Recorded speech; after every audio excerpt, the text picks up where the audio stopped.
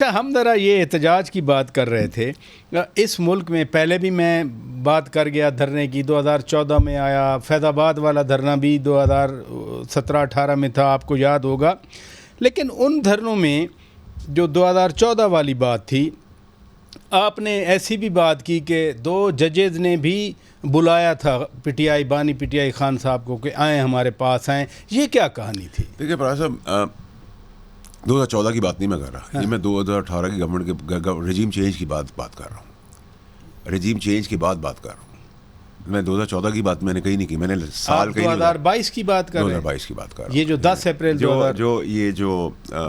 आपका जो इंटरसेक्शन जो बन गया है, इसी रोड पे सीधे चले जाएं। यहाँ से अब आपको याद होगा हम एक धरना रिवर्स करके चले गए थे जब हम पे बड़ा क्रिटिसिज्म हुआ था कि वो जो बच्चे थे, प्रोटेस्टर थे, वो नंगे पैर थे, बाथरूम नहीं था, खाना नहीं था, और हम वापस चले गए थे। हमने कहा था हम वापस तैयारी करके आएंगे। उस 2 जजों ने उस कंटेनर में खान साहब को फ़ोन किया था। में से एक है और एक नहीं है।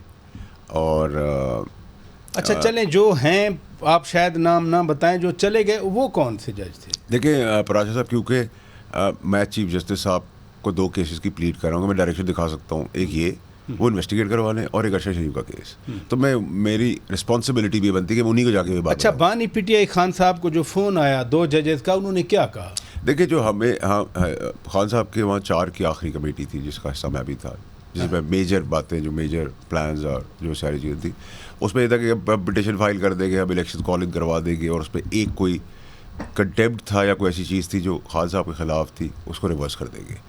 तो वो हमें तो एज अ स्ट्रैटेजी बताया गया था, नॉट दैट कि कोई कंप्लेन हमारी तरफ थी। अच्छा। ठीक है, तो स्ट्रैटेजी का हिस्सा था, तो हमें वो चीज़ पता चली थी, तो हम हमारे इत्मीनान में थे। ठीक है, लेकिन प्रॉब्लम है कि हम इधर तक भी उस स्ट्रैटेजी का हिस्सा ही थे। ठीक है, but at the same time जब ये आप बार धाड़ गालब गलोच तक को पार कर गए, अबूर कर गए, आग जलाने पे चले गए, बंदे मारे पे, जिनको आज आप कहते हैं हम नहीं जानते। अब उन बच्चों की माँ बाप से पूछेंगे उन पर क्या गुजर रही है, जिनके बच्चों को हम लावारिस छोड़ के भाग गए कि हमारा इनसे कोई वास्ता नहीं, अगर ये थे खुद थे। तो ये बड़ी नाजायज़ चीज़ है, और ये अल्लाह को भी चीज़ पसंद नहीं है।